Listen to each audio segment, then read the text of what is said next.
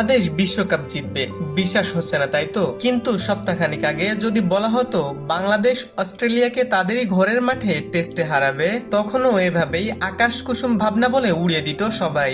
স্বপ্নটাকে সত্যি করার এবার অদম্য ইচ্ছা। বাস্তবে বাংলাদেশকে বিশ্বকাপ জেতাতে চান হাসান মাহমুদ। ক্রিকেটের বাইবেল খ্যাত উইজডেনের মতে গেল দশকের টেস্ট ক্রিকেটে সবচেয়ে বড় 7টি জয়ের 3টি বাংলাদেশের। মাউন্ট মঙ্গানিয়া থেকে রাওয়ালপিন্ডি, সবশেষে ডারউইনের ইতিহাস। অজিদের বিপক্ষে জয়ের অন্যতম নায়ক হাসান মাহমুদের প্রশংসায় বুঁদ হয়ে আছেন ক্রিকেট বিশ্ব।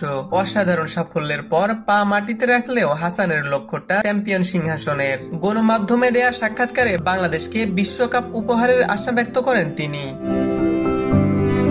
হাসান মাহমুদের সাফল্য একদিনে আসেনি, পেছনে ছিল দীর্ঘদিনের কঠোর পরিশ্রম আর হার না মানা মানসিকতা।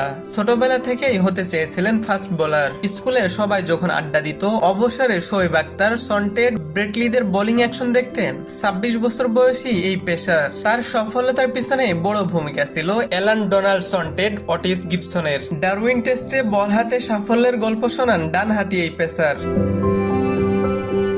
বল হাতে জাতীয় দলে ধারাবাহিক হতে চান হাসান মাহমুদ, পারফর্ম করতে চান নিয়মিত, বিশ্বকাপ জেতার স্বপ্ন নিয়ে এগিয়ে যেতে চান বহুদূর। ইমুর রহমান, নিউজ বাংলা .নিউজ, ঢাকা।